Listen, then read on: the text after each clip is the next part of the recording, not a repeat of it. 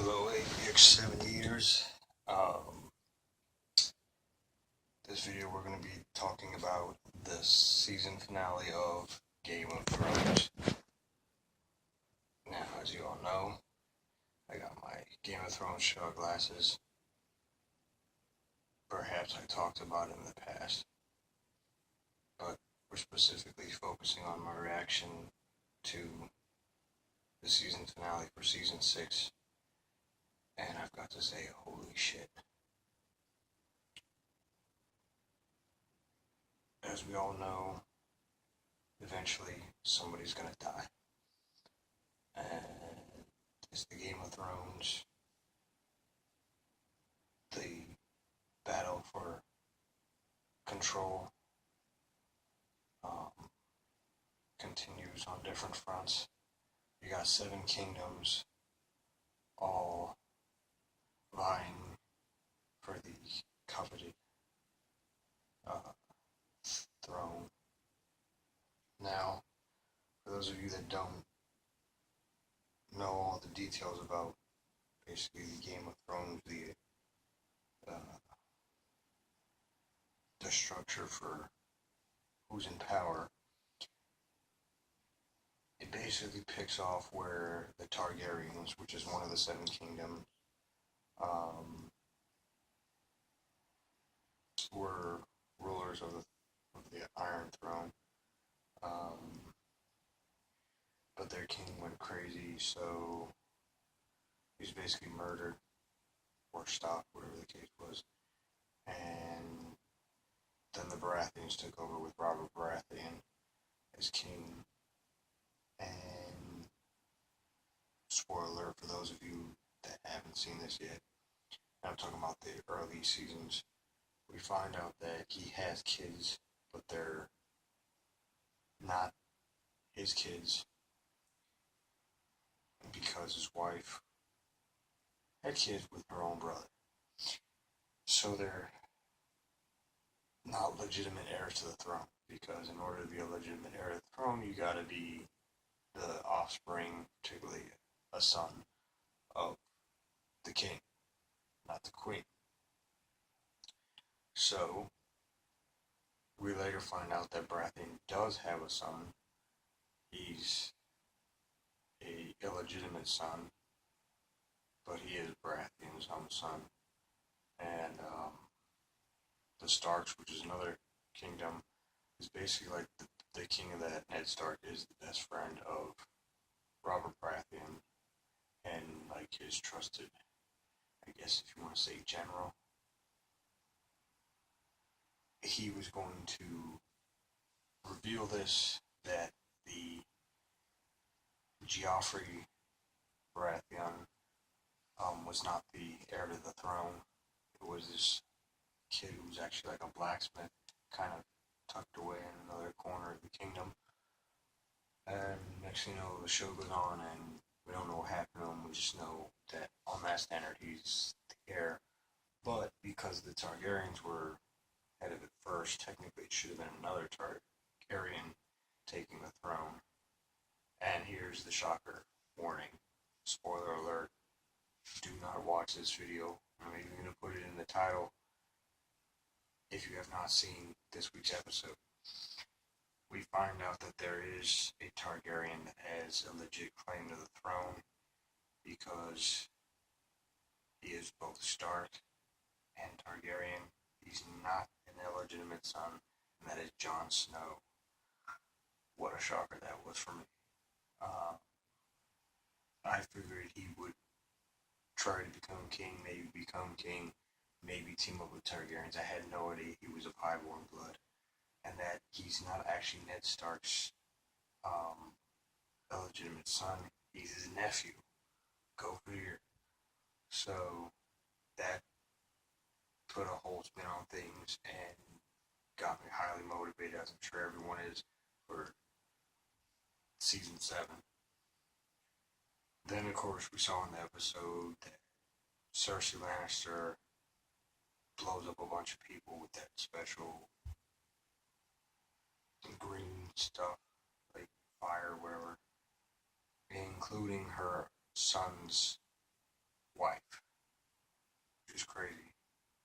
on top of that, another tragic death in the Lannisters. Her last child, the king, killed himself.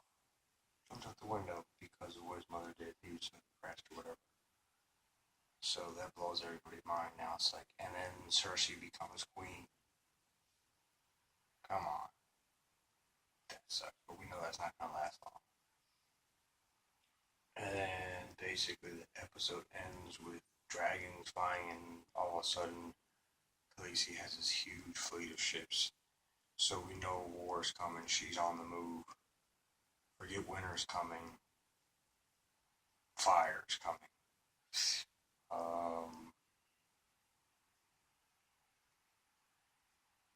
And of course, Stark gets payback. The very man who was basically in charge of the Red Wedding got his just due. That I won't fully spoil for you. Just know he got it. I won't tell you how it happened. But you'll be surprised when you see the episode, so I'll leave that.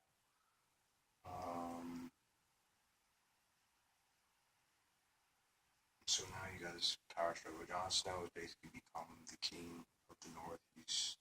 Everybody's united under him. So he's ready to kick some ass. But bear in mind, the wall separates the living from the dead. What I mean by that is up in the north, very north, where the wild things are, who have now joined Jon Snow, as we've learned.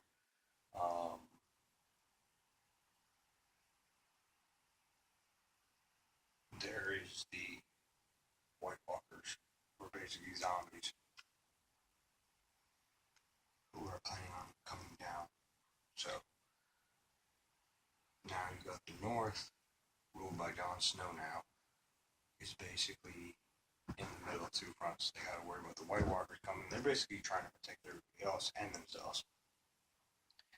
Meanwhile, down in the south, you got the Lannisters, the Targaryens, everybody else, just like total chaos. So the question now that remains is, who's going to make the next move? What is their next move? Who are they going after? Is Jon Snow going to begin a campaign down in the south? Or is he going to fight the White Walkers? Is he going to be able to get more allies from the south instead of focusing on trying to get the throne, saving everybody's butt? Because what's coming ain't going to be no easy task. I mean, we're talking about supernatural stuff. There's other stuff I've been told, which I would leave out, because it might not even be the show anyways. Just know if some stuff I've been told happens, there's going to be some big events besides what I've already mentioned. But even though it sounds like there are still all 7 of the kingdoms intact, that there are some living members of each of the families. Some of the families are weaker than others, and may very well be getting wiped out. We'll see what happens. If I didn't already mention this, I read this big book that's like about $50. It kind of gives you a whole overview of Game of Thrones. You have your 7 kingdoms, which are ruled by a specific family. So as long as they're members of that family, and as long as they have control of their kingdoms, because as we've seen, there were some of the kingdoms got taken over by someone else, and the original owners had to fight to get it back. Some of them may have even lost it permanently now, and it's going to be a whole toss of things. Case in point, Winterfell belonged to the Starks, North, Jon Snow. Who was it that took it over for a while there? He was the like psychotic dude. I can't remember his last name. You guys just do the previous episode. What was his name?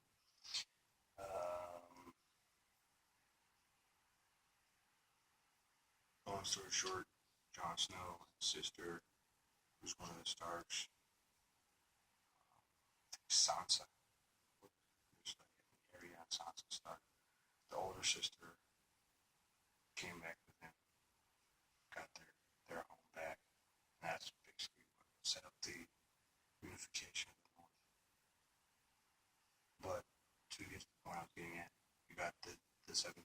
So like, uh, one of them is the Starks, which is represented by the wolf there up in the north. Then down towards like the south, I think both the south are Targaryens, which Khaleesi right now is basically the head of that kingdom, which is a mobile kingdom on the conquering path. Then you got the Lannisters who've also been doing stuff. They are whittling down. Now you got basically Jaime Lannister and his sister, now the Queen Cersei.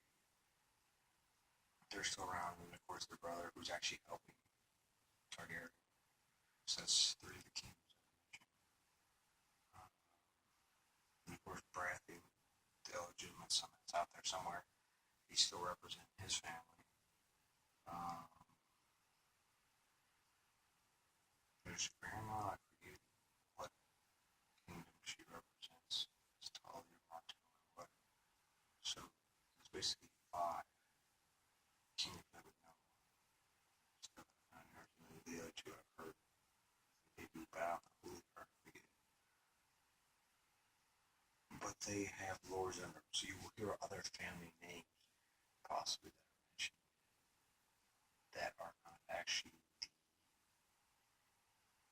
head of the kingdom or like the rulers of the kingdom. They're like subservient to whoever the king or queen is of those kingdoms. And of course those can change. There are even plays we're seeing where there's other people who are not of the royal family as far as by blood. They might be members of the royal court or whatever, trying to make moves like Littlefinger, key character who you see in the last. He wants to rule his aspirations.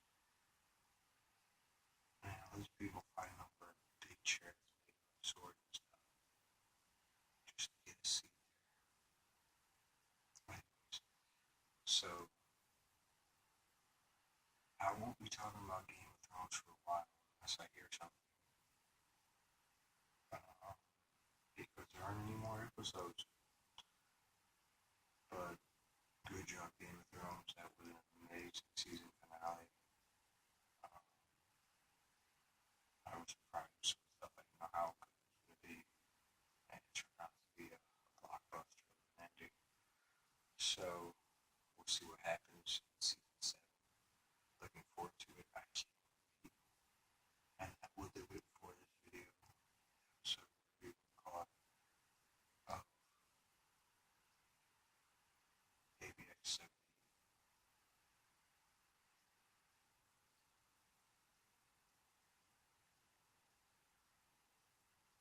Just wonder yourself how the question. If it is,